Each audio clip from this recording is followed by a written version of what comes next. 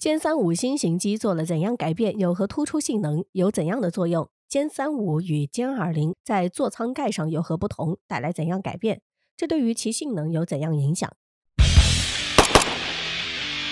此前，中国003航母即将下水的消息层出不穷，这也引起了世界范围内的广泛关注，都在关注着中国003航母的动态。这也在一定程度上加快了中国对003航母的建设速度。本来此前就有消息称，中国003航母会在4月3号海军节下水，但是随着上海严重的疫情，这就导致003航母下水的时间被拖延。据消息称，中国003航母的下水时间很有可能推迟到5月份，因此这也给了中国更多的调整时间，借此将003航母的性能调整到最好状态。然而，除了003航母的动态外，此前被确定为将成为新一代舰载机的歼3-5也有了动态。此前网上就爆出了歼3-5舰载机的最新原型机，且还公布了其很有可能安装了新的发动机，而这一发动机从外形上来看，应该就是国产涡扇19发动机，是一款推比达到10的先进中推。如果最终确定安装到歼3-5隐身战斗机上，这也将在很大程度上提升歼3-5的性能以及作战能力。消息还指出，随着歼3-5的最新原型机的曝光，并且进行了频繁的密集试飞，这也意味着歼3-5距离装备定型上舰试飞的时间越来越近了。因此，有分析人士指出，歼3-5将与003航母共同亮相，发挥出最好的搭配效果。所以，中国空军才会对其进行如此密集的试飞，其主要目的也是为了验证歼3-5战机的相关技术和调整。这也意味着歼3-5隐身战斗机距离正式定型列装的时间已经越来越近了，这也十分值得我们期待。值得一提的是，从最新流出的歼3-5照片中，我们可以清楚看到，歼3-5战机除了安装了国产涡扇19发动机后，其与此前的原型机相比有了一些显著的变化，这也在很大程度上加快助力中国舰载机的发展，并使歼3-5战机的性能也可以得到更大的提升，并且可以发挥出最大的作用。我们都知道，距离歼3-5战机首飞已经过去了较长的时间，因此其再次公开亮相就与此前首飞的时候有了较大的改变，也得到了进一步改造与升级。那么相较于之前，歼3-5战机做了怎样的改变？我们都知道，歼3-5的前身就是 FC-31战机，而 FC-31在此前也是经历了一段逆袭之路。据了解， FC-31战机之前出过2个版本，一架是 1.0 版，另一架则是 2.0 版。FC-31虎鹰 1.0 版双引擎隐身战斗机是在2012年10月首次亮相，当时这种飞机的原型机进行了首飞，没有获得海军的青睐。然后沈飞就对 FC-31战机进行了改进，从而建造了2号原型机。2号原型机在2016年首飞之后却依旧没有获得中国海军的青睐，所以经过沈飞的不断探索与发展，就在 FC-31的基础上推出了 3.0 版，也就是歼3-5战机。相较于前2个版本，沈飞在歼3-5上做了巨大改变。首先是对外形进行改进，主要是改机翼，机翼的翼展要大，后掠角可能会减小，翼面积要提升，这样减小它的翼载荷和低速飞行时的诱导阻力，提升低速飞行的升力系数。因此，这才使歼3-5战机受到了海军的青睐，因此一跃成为了中国新一代舰载机，将搭载在最新的003航母上，发挥出最大的作战效果。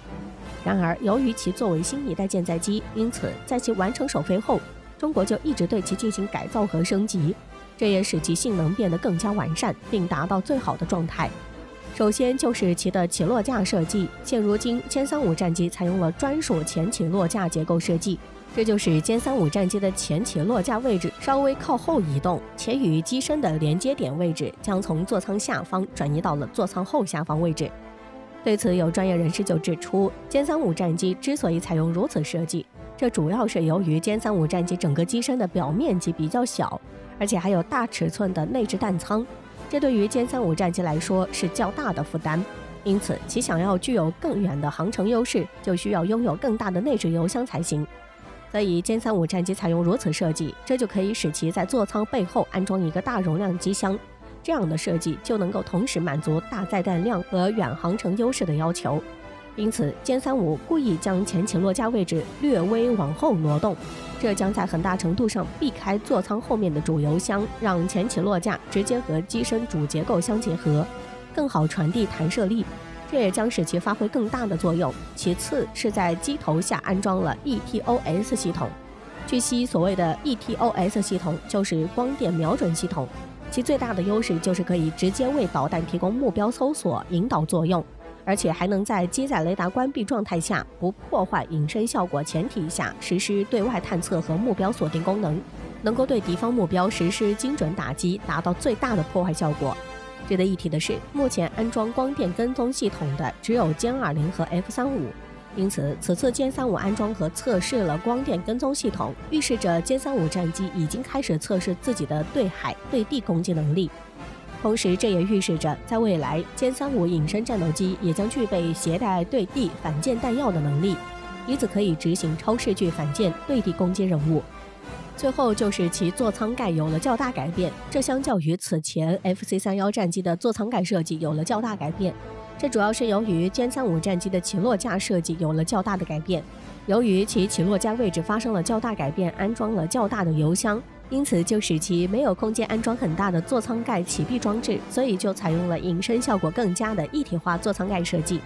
而且一体化座舱盖也能够更好满足低反射和防护要求，能够发挥出最大的作用。因此，这也是歼35的巨大改变。此前，歼35的座舱盖所谓打开方向是朝后半打开，